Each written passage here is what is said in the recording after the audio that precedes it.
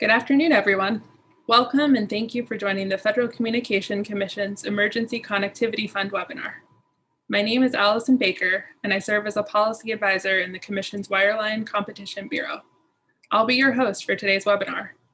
In March, Congress passed the American Rescue Plan Act of 2021, creating a $7.17 billion emergency connectivity fund to provide broadband connectivity and connected devices to students, school staff, and library patrons who would otherwise not have access during the coronavirus pandemic.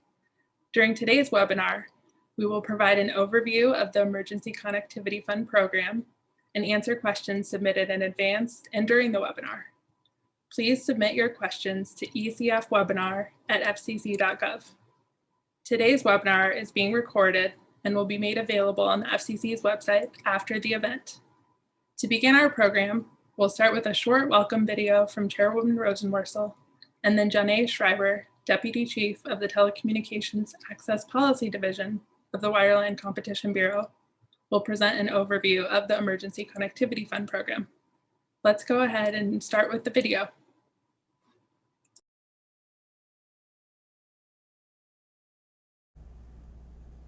Hi, I'm Jessica Rosenworcel, the Acting Chairwoman of the Federal Communications Commission. This pandemic has made it crystal clear that internet access is essential for modern life, for work, for healthcare, and especially for education. But for too long, too many children in this country have fallen into what I call the homework gap. They don't have the internet access at home that they need for nightly schoolwork. In fact, during this pandemic, studies have demonstrated that there are almost 17 million students who lack broadband at home. They've not only struggled with evening homework, during the day they've been locked out of the virtual classroom and unable to participate in remote learning. I believe this homework gap is the cruelest part of the digital divide. We need to fix it. And now, at long last, we've got tools to do so with the FCC's new Emergency Connectivity Fund. This program will provide schools and libraries with funding for laptops and tablet computers, as well as Wi-Fi hotspots, modems, routers, and other equipment to help connect students and library patrons who lack internet access at home. With a $7.17 billion budget from Congress, this is the largest effort in our nation's history to address the homework gap and make sure all students have access to the broadband and devices they need outside of school. But students and library patrons won't receive this help if schools and libraries don't sign up. So thank you for taking the time today to learn about this program and how schools and libraries can apply. No child should have to sit outside a fast food restaurant just to pick up a Wi-Fi signal so they can get online and go to school. And no parent should have to struggle to find a safe space for their child to get online to do their homework. Working together, we will connect more students and our communities will come out of this pandemic stronger than ever. Thank you for your interest and the good we'll do together to address the homework gap and get more students and library patrons the connections they need.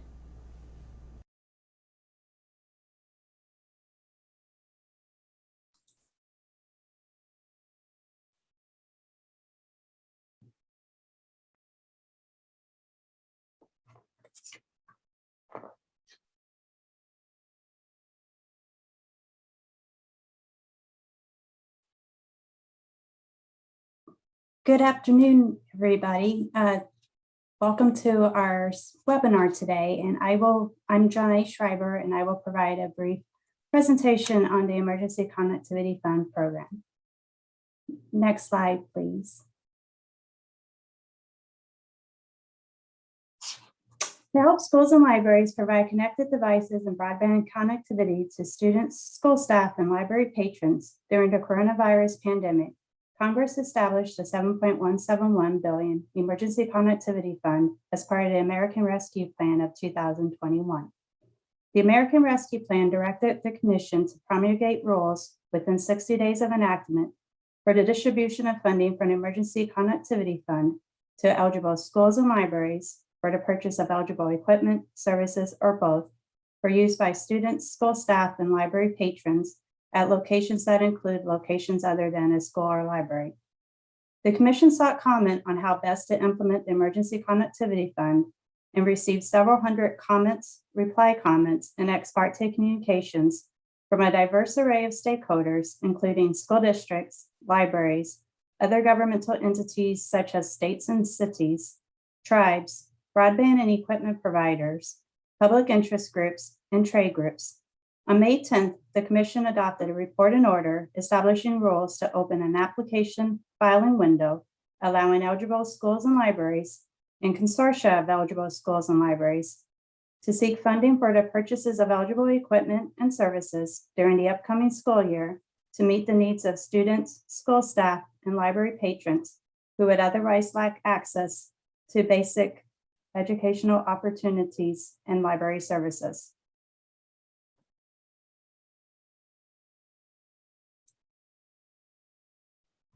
Next slide, please. Eligible entities include all of the schools and libraries and consortia of schools and libraries that are eligible for support under the E-rate program. Elementary and secondary schools are defined in the Elementary and Secondary Education Act. States define elementary and secondary schools under ESEA. Section 254 of the Communication Act also specifies that for-profit schools are not eligible for support, and schools with endowment of $50 million or more are not eligible. Libraries eligible for support under the Library Services and Technology Act are also eligible. Tribal libraries are eligible for support under LSTA and are therefore eligible for the Emergency Connectivity Fund program support. Entities do not need to participate in the E-rate program to participate in the Emergency Connectivity Fund program. Eligibility of new entities will be verified during the Emergency Connectivity Fund program during the application review process. Eligible equipment and services include connected devices, which are laptop computers and tablet computers. Desktop computers and smartphones are not eligible for funding in the Emergency Connectivity Fund program. Wi-Fi hotspots, modems including air cards, routers, devices that combine a modem and router. Next slide, please. Eligible services include commercially available internet access services. Dark fiber is ineligible for support in the Emergency Connectivity Fund program. Construction of broadband networks and customer premises equipment for receiving data casting services are also ineligible, except in the limited case where there are no commercially available internet access sufficient for schools, school staff, and library patrons to engage in remote learning. Next slide, please. Only where there is no commercially available internet access service options available, applicants may seek support for construction of broadband networks or customer premises equipment for receiving data casting services. For future construction, applicants seeking support must show the construction is completed and services provided within 1 year of a funding commitment decision. Define the geographic area that will be served and assess the estimated number of students, school staff, or library patrons to be served. Provide clear evidence demonstrating how they determined that an existing fixed or mobile broadband network was or is not available, including by seeking service from existing providers serving the area prior to constructing the network. They must also certify that they sought such service and that providers were unable or unwilling to provide services sufficient to meet the remote learning needs of their students, school staff, or library patrons.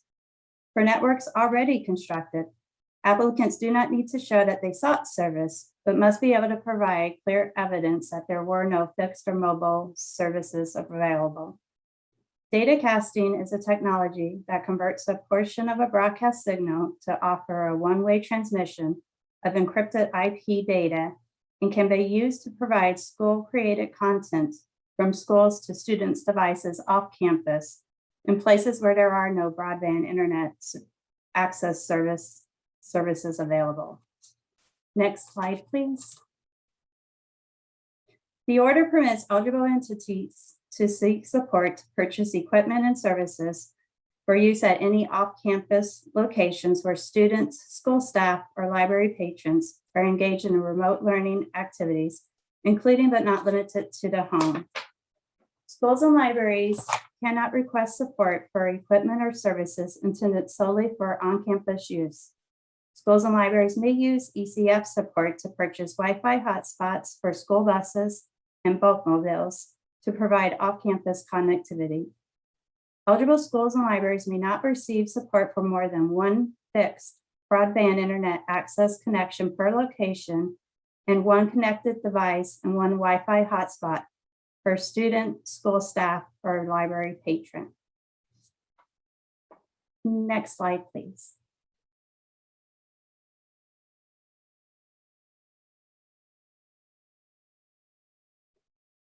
Eligible equipment and services must be used primarily for educational purposes, which the Commission defines as activities that are integral, immediate, and proximate to the education of students in the case of a school, and activities that are integral, immediate, and proximate to the provision of library services to library patrons in the case of a library. In the case of schools, the provision of eligible equipment and services for school staff is limited to school staff who provide educational services during the relevant time periods and would otherwise lack access to connected devices or broadband connectivity sufficient to facilitate remote learning during the pandemic. These would include, for example, teachers and paraprofessionals. Schools and libraries are required to restrict access to eligible connected devices to students, school staff, and library patrons with appropriate credentials, and are encouraged to similarly restrict access for the use of other eligible equipment and services. Next slide, please. The Commission also set forth reasonable support amounts for eligible equipment and services in the ECF program. Applicants may seek funding for up to $400 for each connected device, which is a laptop or tablet computer. Applicants may also seek funding up to $250 for each Wi-Fi hotspot provided to a student, school staff, or library patron. The order also provides a framework to determine reasonable costs for other eligible equipment and services, directing USAC to carefully review the request and the Bureau to provide guidance to USAC for assessing reasonability. Next slide, please. The program leverages the application and invoicing processes and forms used in the E-rate program to reduce the burden on participants and to effectively and quickly distribute support through the program to eligible schools and libraries. USAC will open an initial 45-day application filing window on June 29, 2021 at 9 a.m. Eastern Time through August 13, 2021. Schools and libraries can request funding for eligible equipment and services purchased and provided between July 1st, 2021 and June 30th, 2022 for use by students, school staff, or library patrons who would otherwise lack access to devices or connectivity sufficient to meet their remote learning needs.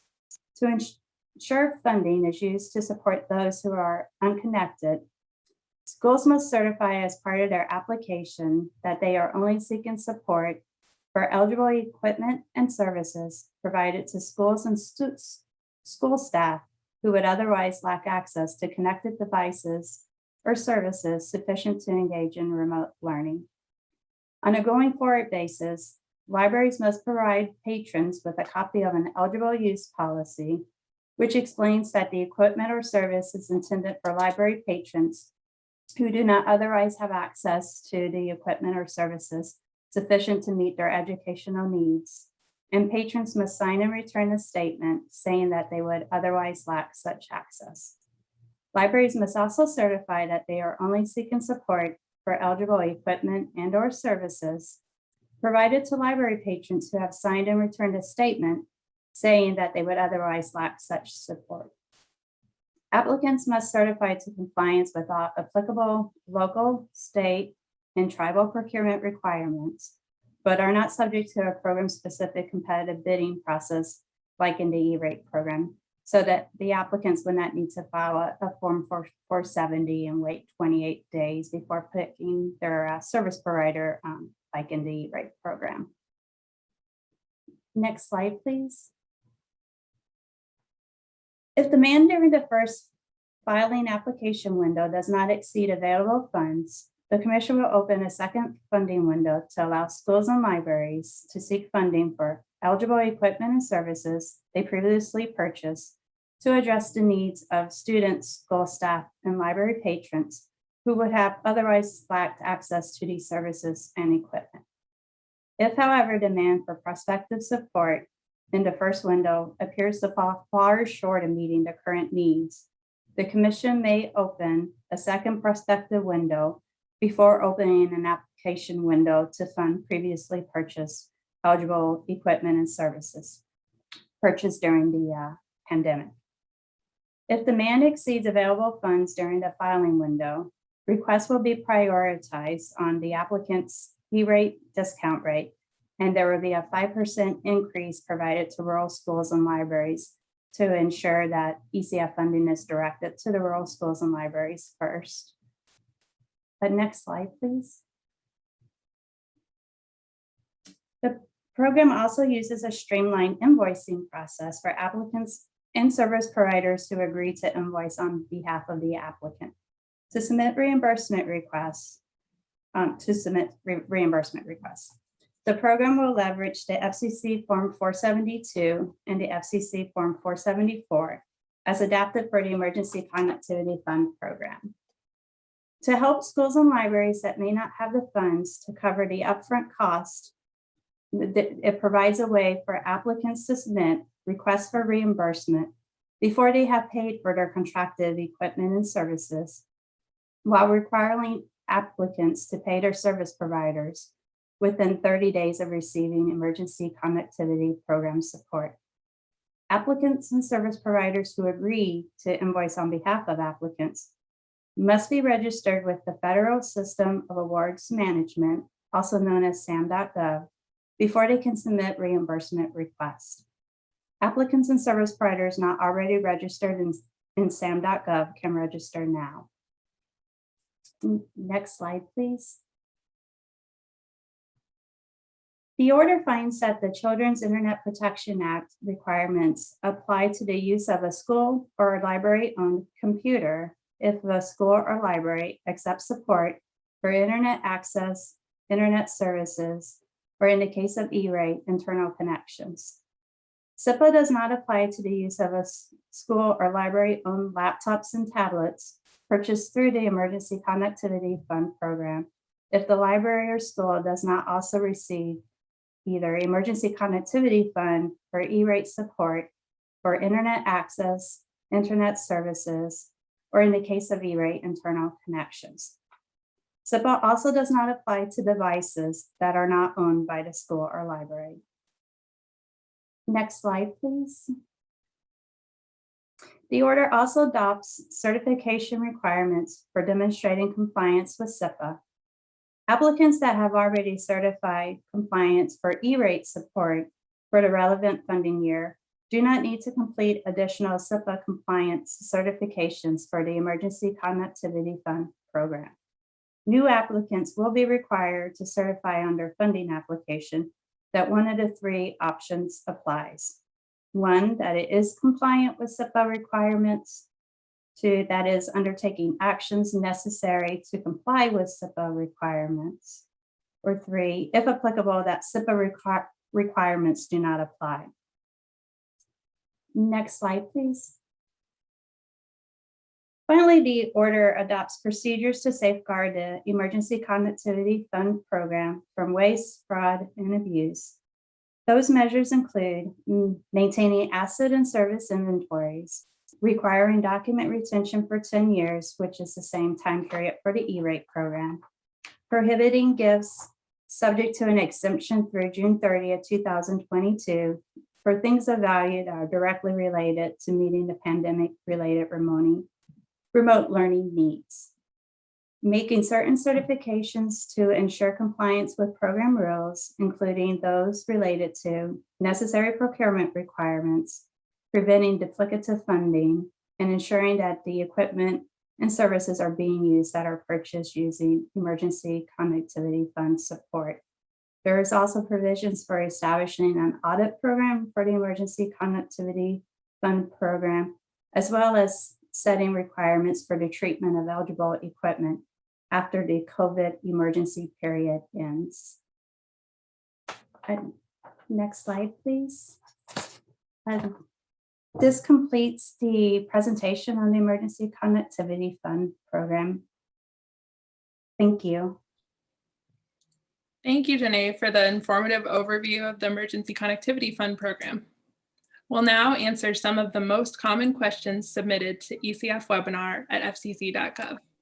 You may continue to submit questions, and we will answer as many as we can in the remaining time.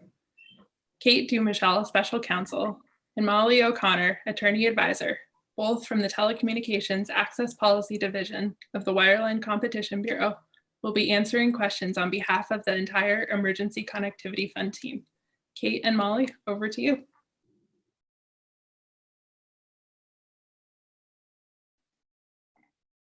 Thanks, Allison.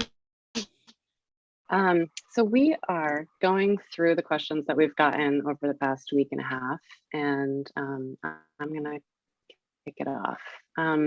We did just get a question mentioning the frequently asked questions that we have on the FCC's website. So I wanted to flag that there are some questions already answered. It's at www.fcc.gov//emergency connectivity fund FAQs.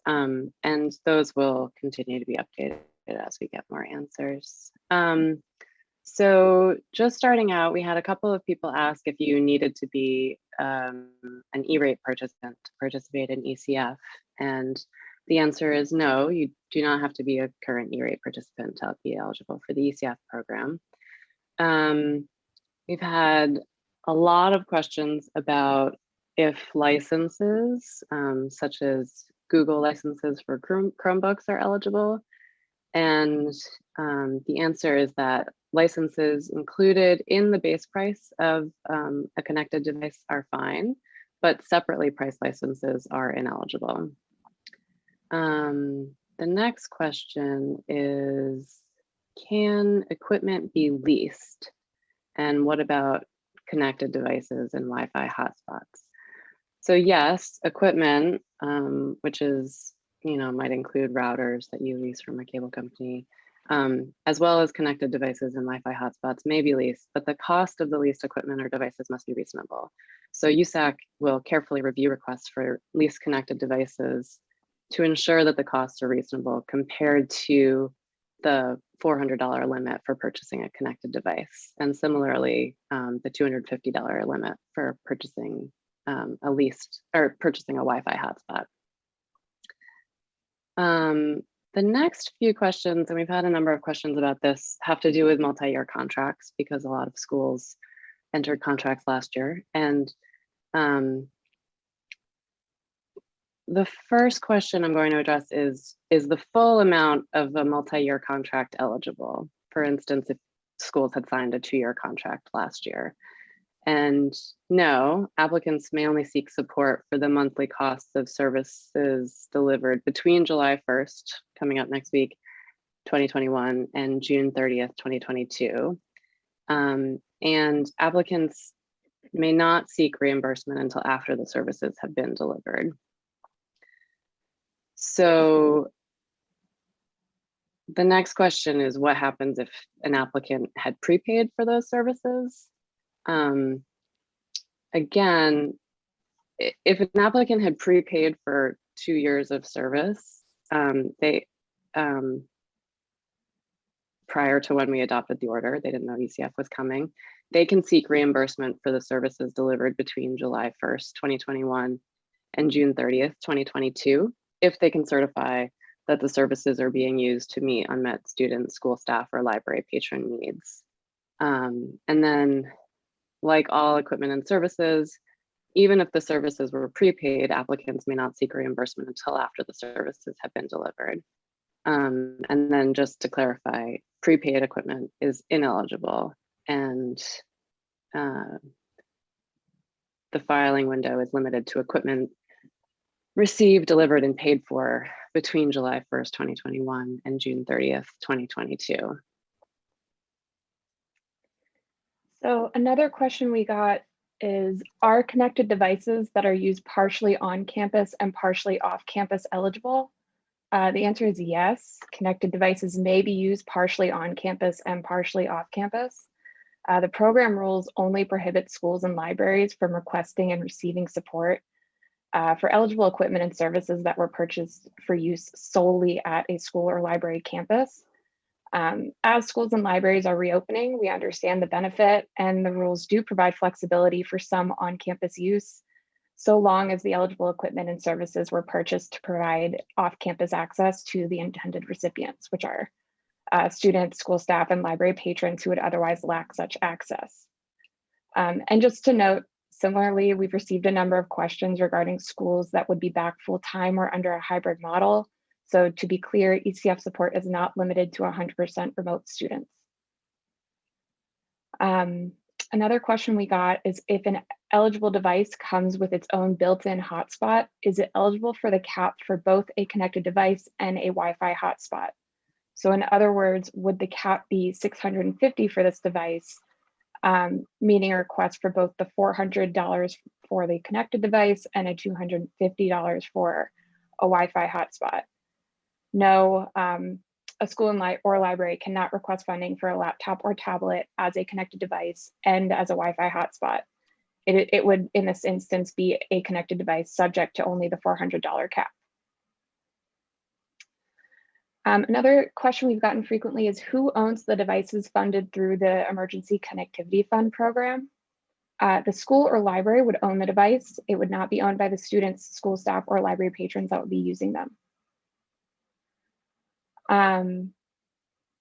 Another question is, can a school use ECF funding to replace an outdated device that a student has been assigned in the past?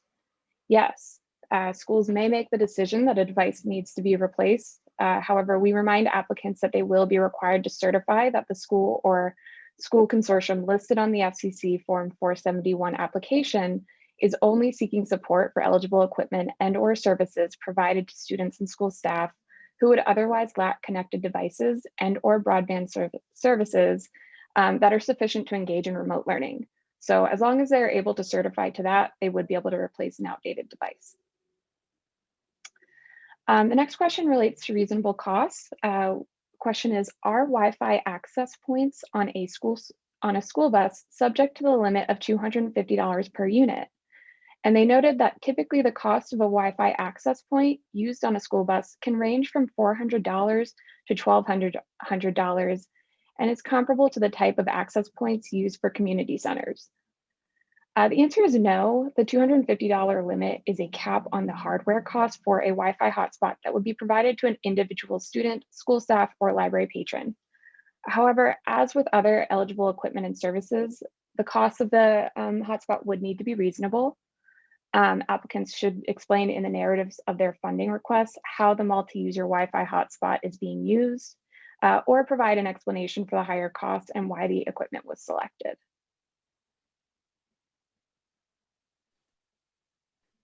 Thanks, Molly. So the next few questions are some that we've gotten related to unmet need. There are two places on the FCC application that schools will be providing information about unmet need. One is on a survey where schools will give their best estimates about the number of devices and connections that their students lack access to. And then similarly, they'll have to request funding for students that have unmet need. So I'm going to try to be clear about which these apply to. The first question is, may a school rely on a survey of its families and then extrapolate the results of the survey regarding their access to broadband services and devices to estimate the number of devices and internet service plans to request in their FCC Form 471 application? And yes, schools, only best estimates of the unmet need are required for schools. It's up to the school to determine how to estimate need and then document how they did it in the event of questions in an audit context.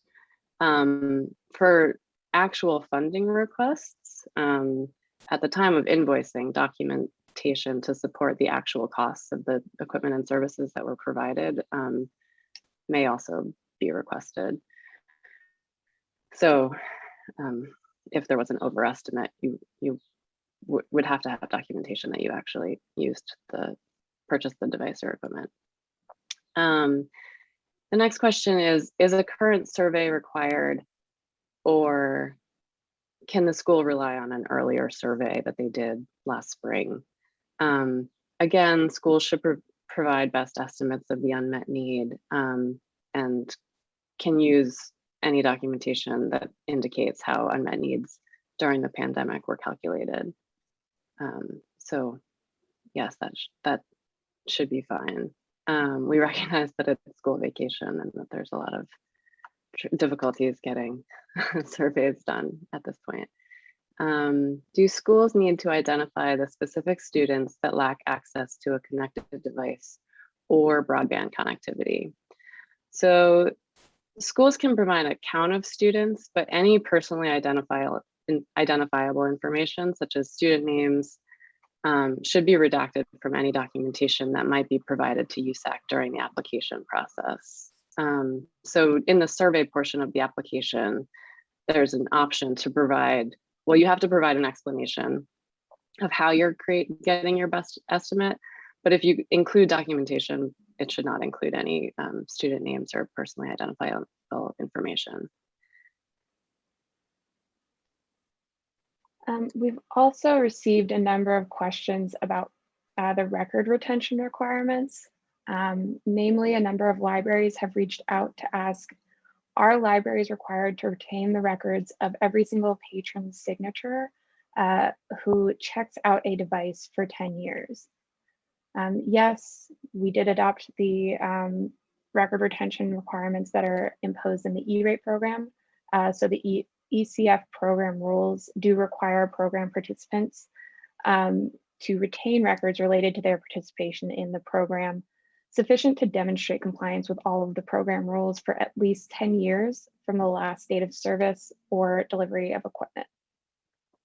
So this would include information about the library patrons served at each location. And as background, these rules act as safeguards to protect the funds as part of our obligation to protect the funds from waste, fraud, and abuse. We do appreciate that several commenters have pointed out and raised privacy concerns. We are respectful of those state privacy laws and the importance of protecting library patrons' privacy. So it is something that we are considering. As far as invoicing, for recurring services that are invoiced on a monthly basis or periodic basis, will applicants have to submit invoices monthly? So for recurring services that are invoiced on a monthly or periodic basis, applicants may submit monthly invoices for recurring services, but they will not be required to invoice each month. An applicant may invoice within 60 days of the last date of service. So with regard to the Children's Internet Protection Act, someone asked, will applicants have to filter internet that is provided via a Wi-Fi hotspot? Just wanted to clarify that SIPA requirements only apply to the use of school or library-owned computers. Specifically, the statutory language is school or libraries having computers. So this would include ECF-funded laptops and tablet computers. So yes, SIPA requirements, no, SIPA requirements only apply to the use of school or library-owned computers when the school or library receives emergency connectivity fund or E-rate support for internet access or internet services, or in the case of E-rate, support for internal connections. So just to be clear on that, if the school or library is only purchasing hotspots, it does not apply. It's just for the computers. So next, for a number of questions having to deal with the application process and the ECF FCC Form 471 application. One question was, are contracts required in order to submit an FCC Form 471? No, contracts will not be required to submit an FCC Form 471. Furthermore, no documentation is required in the FCC Form 471 application. applicants are able and have the opportunity to upload supporting document if they want to as part of their application, but it is not required. Let's see here. Another question is, will USAC allow participants to change the service provider listed on the FCC Form 471 if at the end of a state mandated competitive bidding process, a different vendor wins the bid? Yes, they will. Applicants may make service provider changes. There will be procedures to request spin changes before commitments are made, as well as after commitments have been made.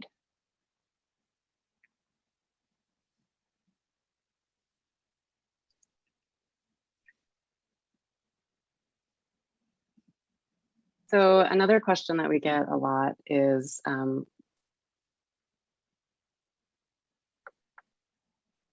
if a device costs more than $400, can they still seek reimbursement for up to $400? And yes, you can request reimbursement for devices that are over $400, but it will be limited by the $400 cap on what will be reimbursed.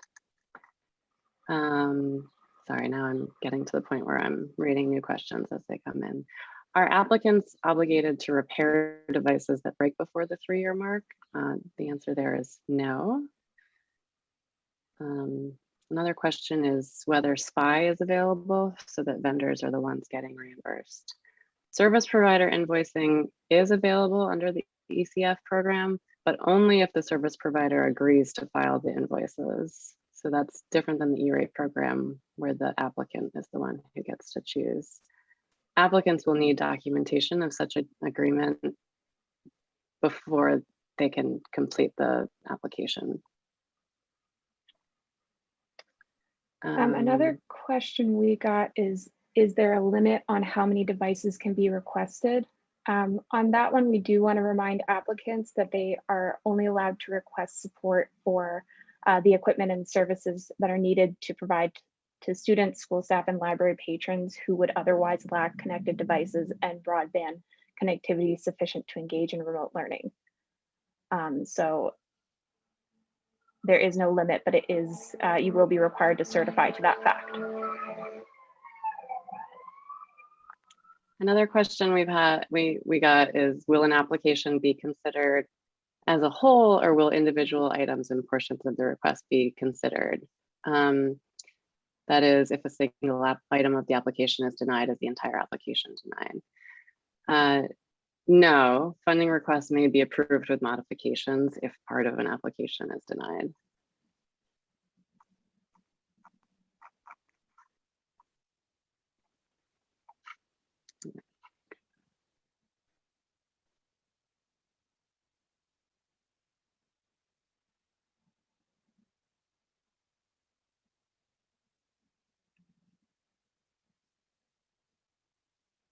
We have a question about the waiver standard that was put in the order for devices for students, school staff, or patrons with disabilities if the device costs more than $400 and public interest warrants deviation from the general rule. Asking, what is the process for seeking a waiver? Must an applicant petition for the FCC for a waiver, or may the applicant seek a waiver as part of their application? USAC can't issue waivers of our rules, so any waiver related to that would need to come to the FCC.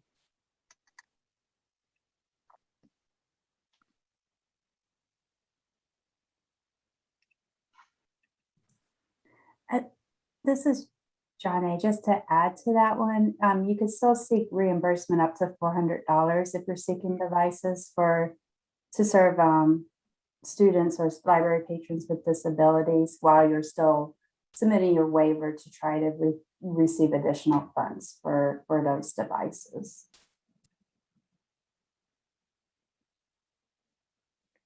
And I'm just going to make a quick clarification on my SIPA point earlier. I did receive an email just to clarify, this is true. SIPA is applicable to all computers owned by a school or library. That's regardless of if the computer is funded by ECF It's if the applicant receives emergency connectivity fund support or E-rate support for internet access or internet services, or E-rate support for internal connections. So it does not depend on whether the emergency connectivity fund pays for the computer.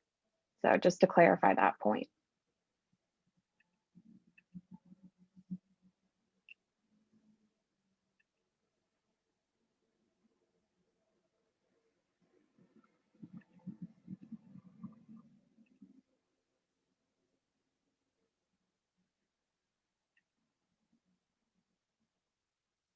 We also received a question on whether if you received a PPP loan, are you still eligible? This is another question. We do have a FAQ online. The ECF rules do not permit applicants to receive duplicative support for that portion of service for the services that have already been reimbursed through other federal or state programs. Again, this might include CARES funding and or a PPP loan. So just to reiterate that fact, and it is available online.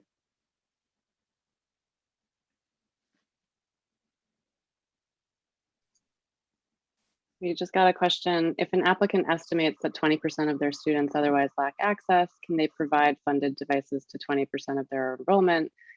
Or do they have to specifically track that the device went to a student who otherwise lacks access? So at the application stage, it can be an estimate, but schools will have to maintain documentation of the actual devices. And that can be found in the order what you have to maintain documentation of. And we are getting a lot of specific questions that might be well suited for calling the USAC Emergency Connectivity Fund Customer Support Center. Again, that information is available on the Emergency Connectivity Fund website, which is emergencyconnectivityfund.org. So that is another resource that will be available to applicants.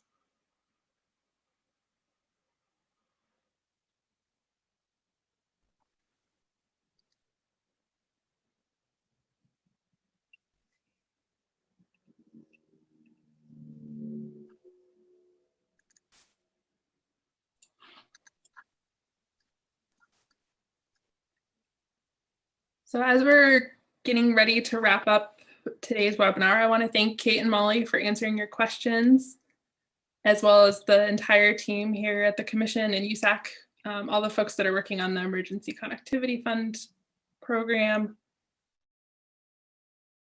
up this program. And then I also want to give a thank you to Chairwoman Rosenworcel and the commissioners for their support and leadership on this, and for all the folks that helped make this webinar happen. So as Kate and Molly mentioned, one good resource for questions that we did not get to today is USAC, and the Customer Service Center is open Monday through Friday, 8 a.m. to 8 p.m. Eastern. And the number is 1-800-234-9781. And we are going to make available the PowerPoint that was presented today by Johnny, and that, along with the frequently asked questions, and the recording of this webinar will be posted to fcc.gov/emergency connectivity fund. That's fcc.gov/emergency-connectivity-fund. And that page, in addition to all of those resources, the webinar, the FAQs, it also has some additional tools and resources, including some sample social media images and other materials to help spread the word. And then for the specific questions and details about the application process, please visit USAC's website, which is emergencyconnectivityfund.org. And that website has training webinars. It's also got e-learning modules and options for signing up for office hours. And that will be where applicants should apply when the window opens on Tuesday, January 29th at 9 a.m. Eastern. And if you've got questions that weren't answered, again, please check the frequently asked questions. We'll be updating those, or reach out to the Customer Service Center. And thank you so much for joining today, and we hope you have a great weekend.